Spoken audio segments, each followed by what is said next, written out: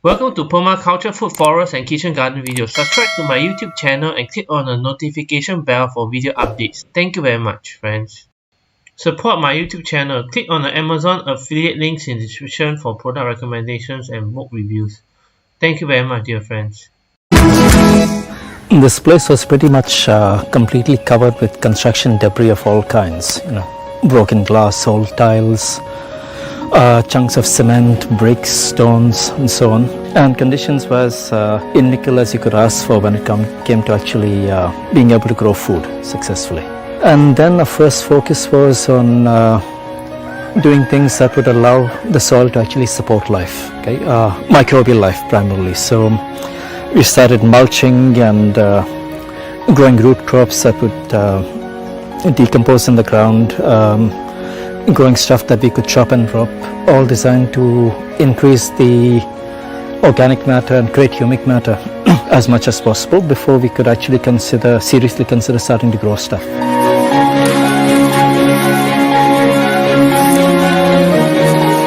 There's a big difference between the selection choices that we make today and the ones that we made back then. We started with all the usual suspects, the annuals that everybody goes for first off. We tried carrots, tomatoes, cucumbers, zucchini, pumpkins,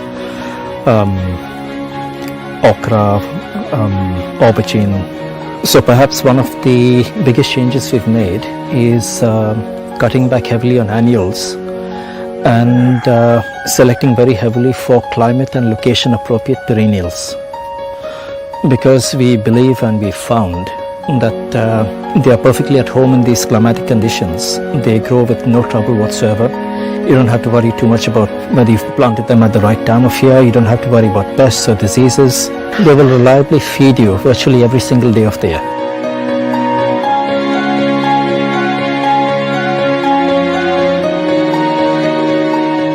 This is galangal or Thai ginger,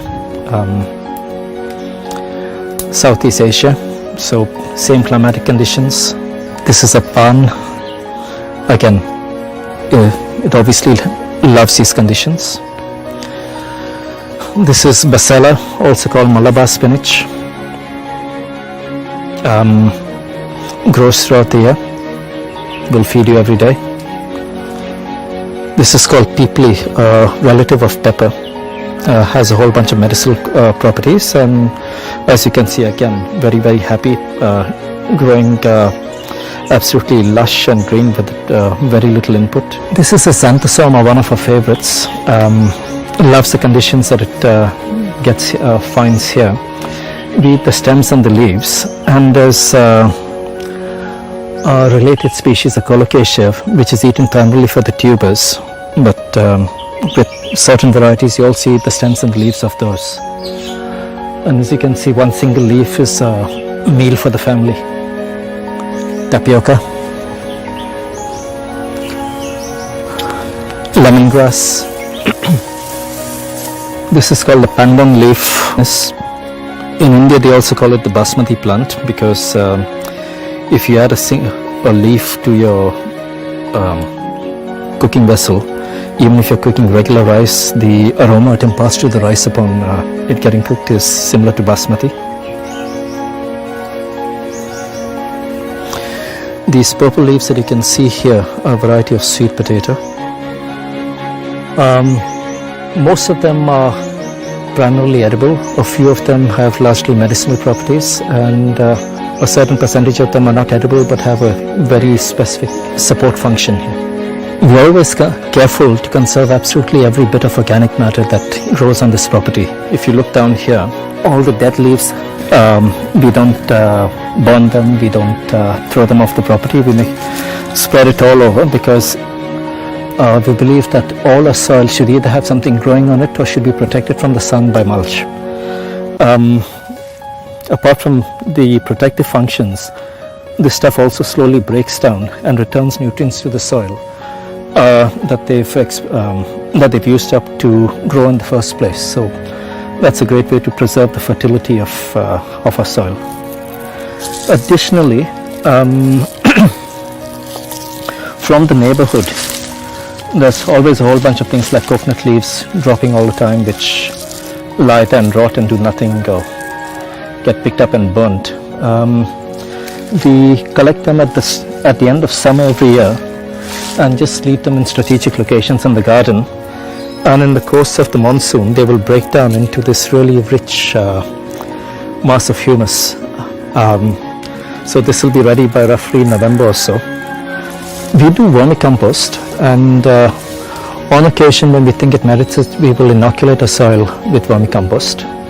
But we don't have a large-scale composting operation because it's simply not necessary anymore.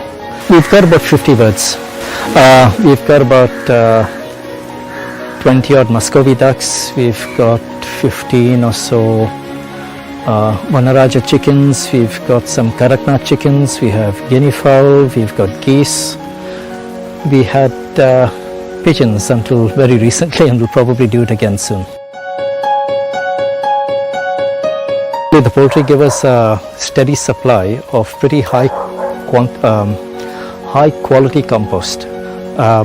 We have them more because we like them than because we felt we needed to introduce them into the system. But since they are there, they have been an extremely valuable addition.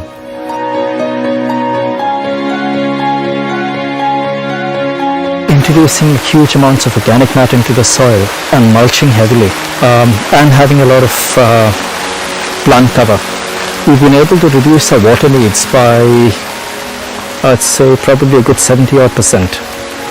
So practically speaking, we find we need to water the place once in every 4 or 5 days during the rest of the year. In summer that goes up a bit to every second day or so, depending on the area. But otherwise, yes, water consumption has gone down drastically since we started 5 years ago. We take advantage of the sheer quantity of rain that we receive and do whatever we can to increase the porosity of the ground and its capacity to actually hold on to water. So our focus is not so much on rainwater harvesting as groundwater charging.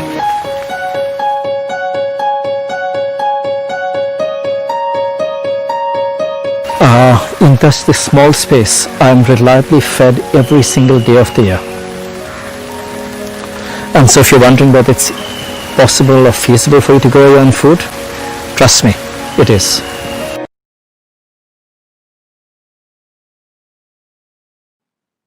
Cool, right? Click the link in the description for pricing, ratings, and reviews.